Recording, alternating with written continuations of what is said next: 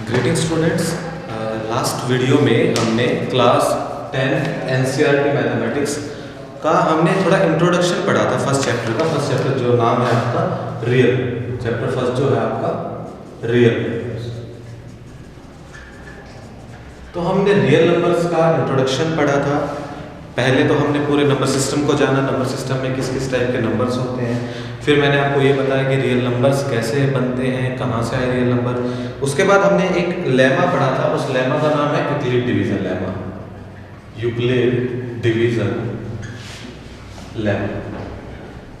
फिर मैंने इस लेमा के बारे में आपको बताया था कि ये लेमा क्या कहता है कि जब भी कोई डिविजिबिलिटी कंडीशन होती है तो a is equal to B Q plus R condition बनती है, जहां r 0 से ग्रेटर देन इक्वल टू होता है और b से क्या होता है स्ट्रिक्टली लेस देन होता है।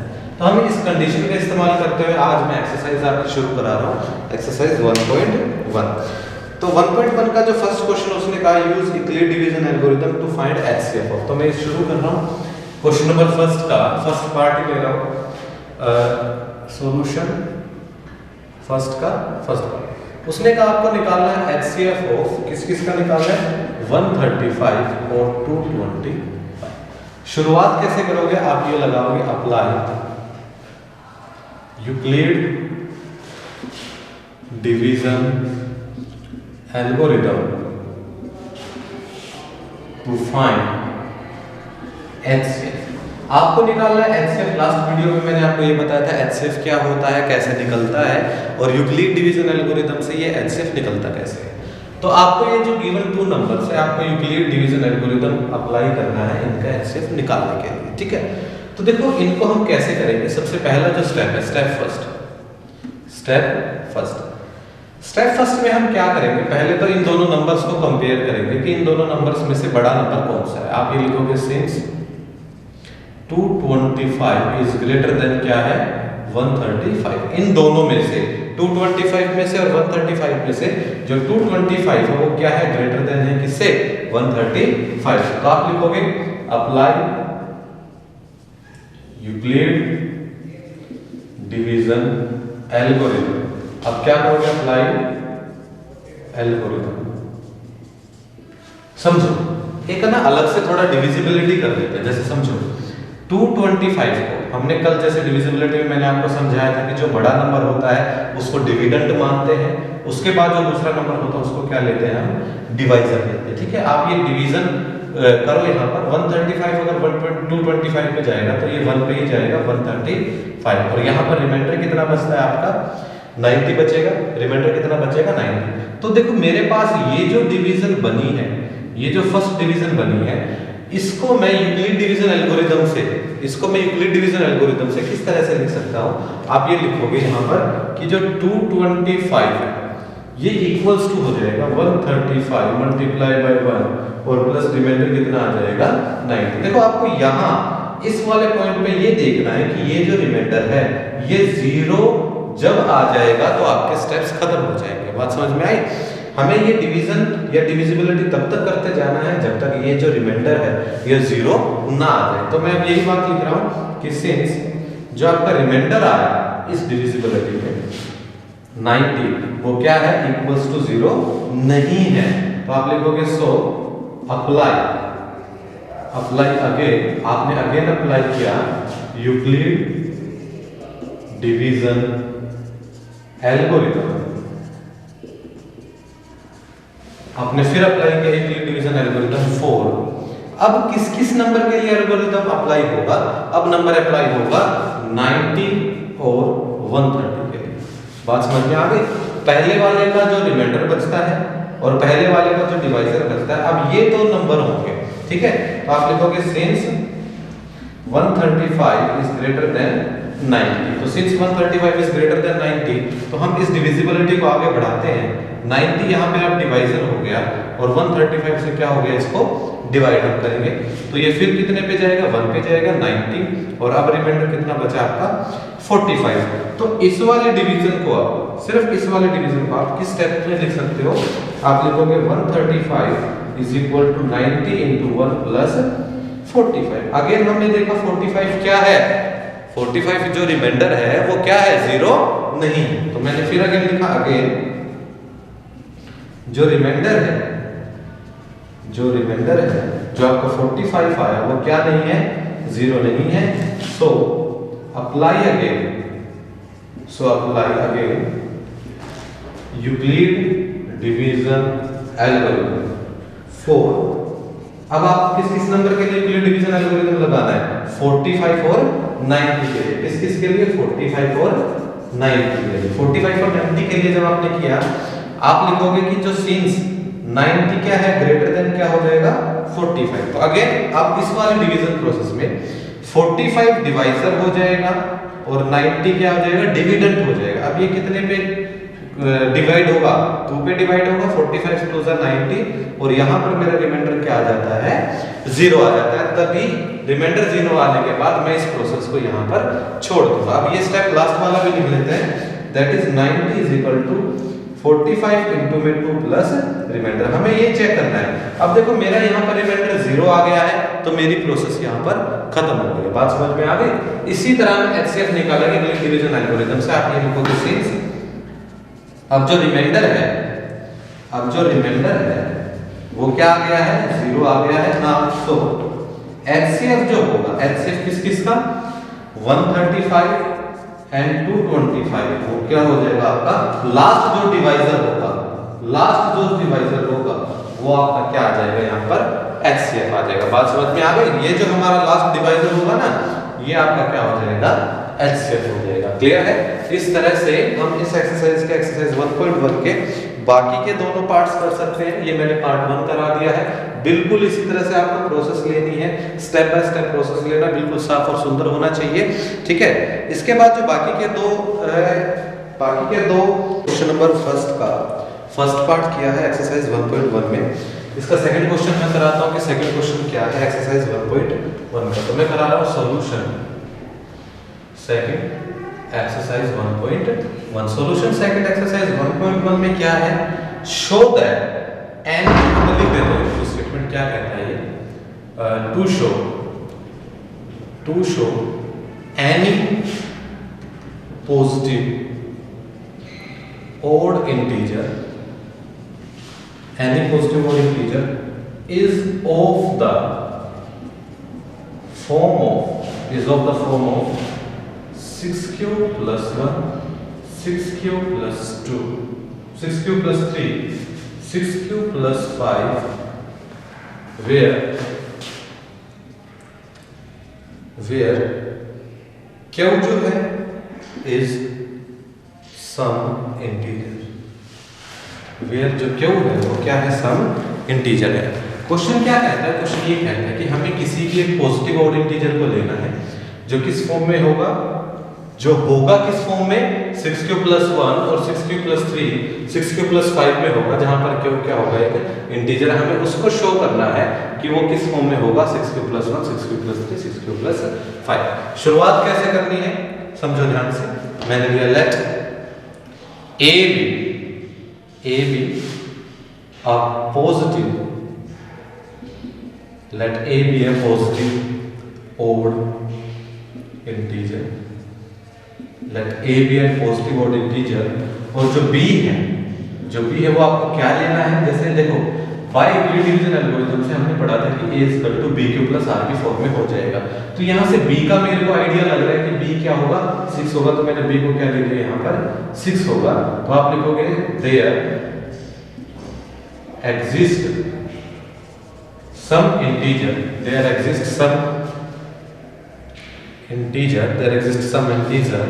Q and R such that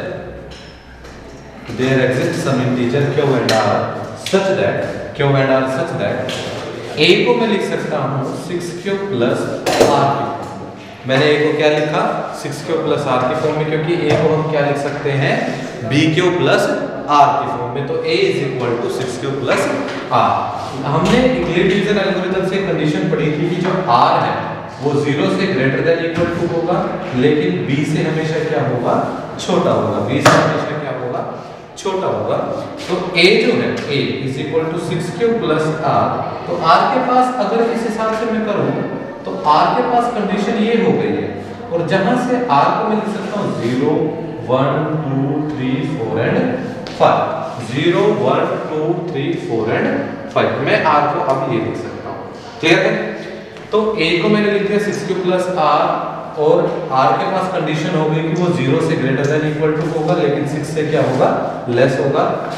r is equal to 0 1 2 3 5। तो r के पास क्या क्या पॉसिबिलिटी बन जाती है कि यार 0 भी हो सकता है, 1 भी हो सकता है, 2 भी हो सकता है, 3 भी, 4 भी और 5 तक, लेकिन 6 नहीं होगा, क्योंकि यूक्लिड डिवीजन एल्गोरिथम ये कहता है कि r स्ट्रिक्टली लेस देन होगा किससे, 6 से। अब क्योंकि मैंने a को क्या लिया है, मैंने a को पहले ही क्या लिया, ओड इंटीजर लिया है। आप सभी को अच्छी तरह पता है कि जो भी कोई भी नंबर अगर क्यों हो, अगर 6 मल्टीप्लाई हो गया, एक इवन नंबर यहाँ पर मल्टीप्लाई है, तो ये नंबर हमेशा कैसा नंबर होगा, एक इवन नंबर होगा। इससे पहले थोड़ा सा एक बार कंसेप्ट जान लेते हैं कि इवन नंबर क्या होता है और ओड नंबर क्या होता है। थोड़ा सा एक कंसेप्ट जान लेते हैं। अगर मैं twice multiply by m where m is some integer, where m is some integer, तो ऐसा नंबर हमेशा क्या होगा, एक इवन नंबर होगा। अगर मैं किसी भी नंबर में से 2 कॉमन ले सकता हूं, चाहे वो कोई भी नंबर है, अगर मैं किसी भी नंबर में से 2 कॉमन ले सकता हूं, तो वो नंबर कैसा नंबर होगा, एक ओ इवन नंबर होगा। कैसा नंबर होगा, एक इवन नंबर होगा। m क्या होगा, यहाँ पर सम इंटीजर होगा। ओड नंबर की डेफिनेशन ये कहती है कि कोई भी नंबर आप उसको ओड नंबर तब कहोगे जब वो नंबर लिखा जा सकता है 2m प्लस 1 की फॉर्म में। किस फॉर्म में लिखा जा सकता है, 2m प्लस 1 की फॉर्म में, जहां पर m इज सम इंटीजर, जहां पर m क्या होगा, सम इंटीजर होगा। m कोई भी इंटीजर लिखा जा सकता है। कोई भी इवन नंबर है उसको हम लिखेंगे 2m की फॉर्म में, जहां पर m इज सम इंटीजर। कोई भी ओड नंबर है उसको हम लिखेंगे 2m प्लस 1 की फॉर्म में, जहां पर m क्या होगा, कोई भी इंटीजर होगा। अब समझो 6 क्यों है, क्या मैं 6 क्यों में से 2 कॉमन नहीं ले सकता? क्या मैं 6 क्यों में से 2 कॉमन नहीं ले सकता? मैं इसको लिख सकता हूं 2 into 3 क्यों, मैं लिख सकता हूं 6 क्यों को मैं क्या लिख सकता हूं, 2 into 3 क्यों लिख सकता हूं। तो ऐसा कोई भी नंबर जहां अकेला 6 क्यों लिखा होगा, वो कैसा नंबर होगा, इवन नंबर होगा। क्लियर है ये सारी बातें, इनको मैं रब कर रहा हूं, ठीक है। अब समझो मेरी बात। अगर ऐसी कंडीशन है तो आप लिखोगे सिंस, एक तो नंबर हो गया 6 क्यों, जब r क्या हो जाएगा, 0 हो जाएगा। व्हेन r क्या हो जाएगा, 0 हो जाएगा। r इज इक्वल टू 0 पे मेरे पास, देखो ये मैं प्रॉपरली लिख देता हूं, तो आप लिखोगे since at r is equal to 0 पे a क्या बन जाएगा आपका, 6 क्यों बन जाएगा। r इज इक्वल टू 2 पे a मेरे पास बन जाएगा 6 क्यों प्लस 2 बन जाएगा, और r इज इक्वल टू 4 पे a मेरा बन जाएगा 6 क्यों प्लस 4। लेकिन ये सारे के सारे कैसे नंबर हैं, इवन नंबर। सारे के सारे कैसे नंबर है, इवन नंबर है। लेकिन मैं a को क्या मान के चला हूं, पॉजिटिव ओड इंटीजर। क्या मान के चला हूं, पॉजिटिव ओड इंटीजर। तो मैं इन सभी नंबर्स को नहीं लूंगा। बात क्लियर है, ऐसा मैं क्यों कर रहा हूं, तो इन सभी नंबर्स को मैं नहीं लूंगा। आप ये लिखोगे कि ये जो सारे के सारे नंबर्स हैं, above all the numbers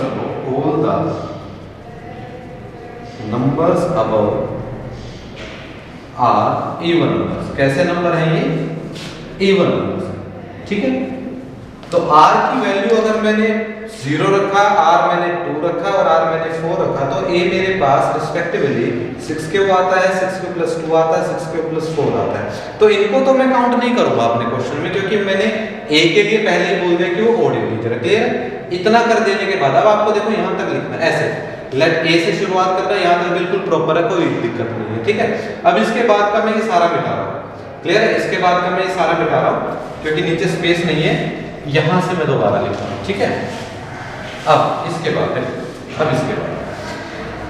r 0 के लिए मैंने देख लिया, 2 के लिए मैंने देख लिया, 4 के लिए मैंने देख लिया। अब लिखोगे now 4 r is equal to 1। जब r अगर 1 हो गया तो a मेरे पास क्या आ जाएगा, 6 क्यू प्लस 1 आ जाएगा। a क्या आ जाएगा, 6 क्यू प्लस 1 आ जाएगा। अब समझो मेरी बात, क्या मैं 6 क्यू प्लस 1 में से, इसमें से मैं 2 कॉमन ले सकता हूँ। 2 कॉमन लेते ही 2 3 6 क्यू आ गया प्लस 1 फिर मैंने इसको लिख दिया 2m प्लस 1 और वेयर जो m है बेटा वो किसके इक्वल आ गया 3 के इक्वल आ गया।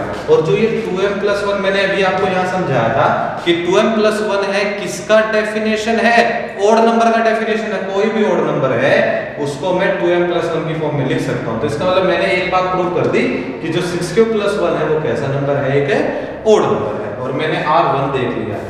अब मैं आगे R की फर्दर कंडीशंस के लिए देखूंगा। R की फर्दर कंडीशंस के लिए आप क्या लिखोगे, now for R is equal to 3, A is equal to 6 cube plus 3।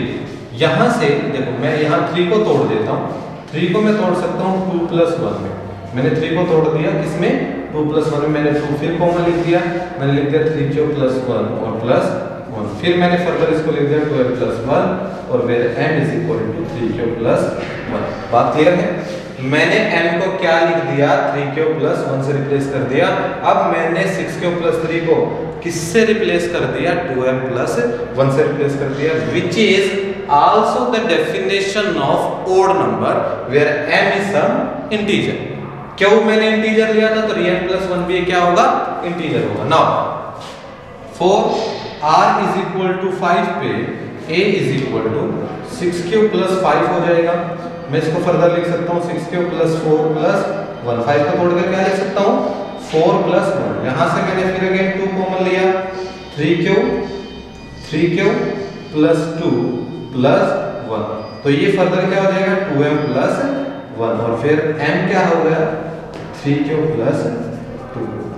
समझ में आई बात। तो मैंने ये जो तीन ओड नंबर थे, जब r is equal to 1, r is equal to 3, r is equal to 5 है, मैंने नंबर्स को क्या दिखा दिया कि वो नंबर हमेशा 2m प्लस 1 की फॉर्म में लिखा जा सकता है। 2m plus 1, 2m plus 1, 2m plus 1। Clear है। तो इसका मतलब मैंने क्या कहा है, कोई भी पॉजिटिव ओड इंटीजर है तो उसको मैं सिर्फ किस फॉर्म में लिख सकता हूँ, या तो 6 क्यूब प्लस 1, 6 क्यूब प्लस 3 और 6 क्यूब प्लस 5। तो आप लास्ट में जो लास्ट लाइन लिखोगे, निष्कर्ष लिखोगे, कंक्लूजन लिखोगे, आप क्या लिखोगे, आप लिखोगे so by above results, so by above results any positive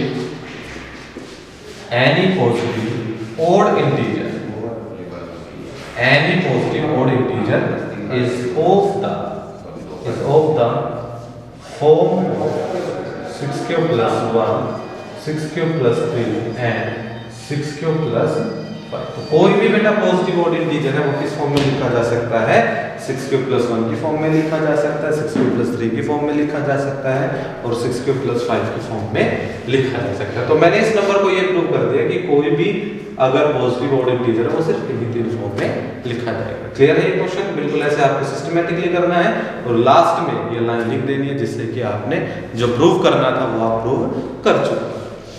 I hope आपको क्लियर हो गया होगा ये। ठीक है, तो क्वेश्चन नंबर 2 हो गया है।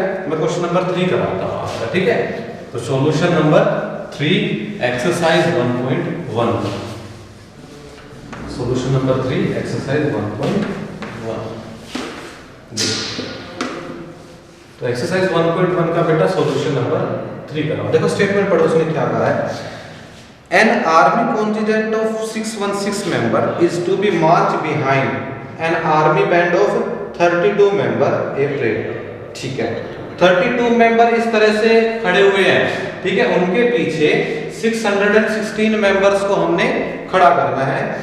The two group are the march of same number of column, और उनके जो है वो कॉलम क्या हो जाएंगे, सेम हो जाएंगे। What is the maximum number of column in which they can march. देखो मैक्सिमम नंबर ऑफ कॉलम आपने 6th क्लास में पढ़ा होगा। जब बात आ जाए मैक्सिमम नंबर ऑफ थिंग्स या मैक्सिमम नंबर ऑफ कॉलम, इस टाइप की जब मैक्सिमम वाली बात आ जाती है किन्हीं दो नंबर्स के बीच में कि हम उसमें से ज्यादा कितना कॉमन ले सकते हैं, तो वहां बात आ जाएगी HCF ऑफ 2 नंबर। तो आप ये लिखोगे for finding the maximum number of column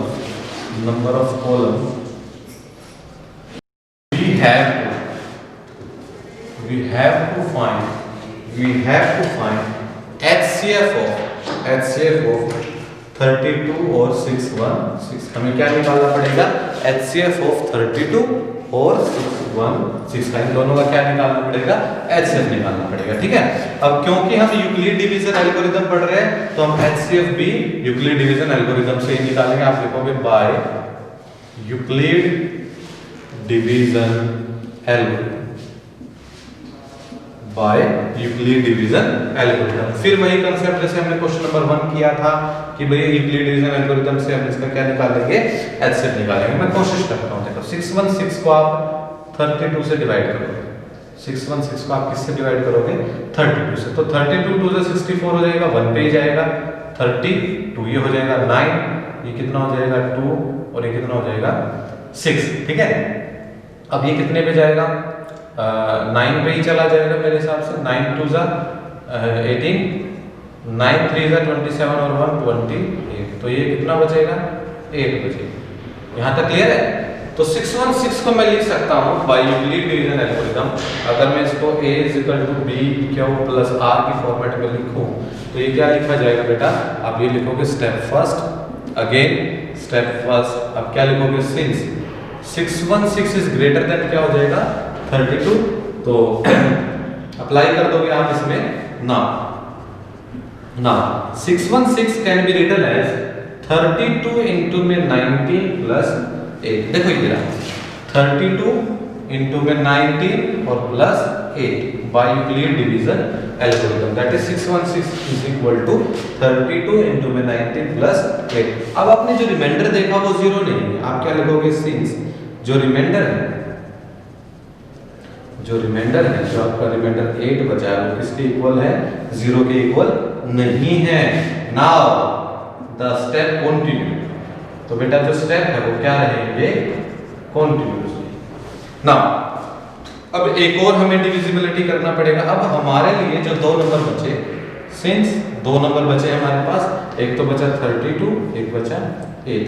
in 32 and 8, 32 is greater than 8। 32 का तो सिंपल सा डिवाइड करने की जरूरत नहीं है। 32 क्या लिखा जाएगा, 8 इंटू में 4 प्लस 0, 8 इंटू में 4 प्लस 0। तो मेरे पास रिमाइंडर क्या आ गया, मेरे पास रिमाइंडर क्या आ जाएगा बेटा, 0 आ गया। तो आप लिखोगे सिंस जो रिमाइंडर है, रिमाइंडर क्या आ गया मेरे पास, 0 आ गया, then the maximum number of columns, जो आपको आंसर निकालना है वो क्या आ जाएंगे, 1 आ जाएगा, that is the last divisor. तो लास्ट डिवाइजर कौन था आपका, यहाँ पर 8 था, तो जो मैक्सिमम नंबर ऑफ कॉलम्स है वो कितने आ जाएंगे आपके, 8, दैट इज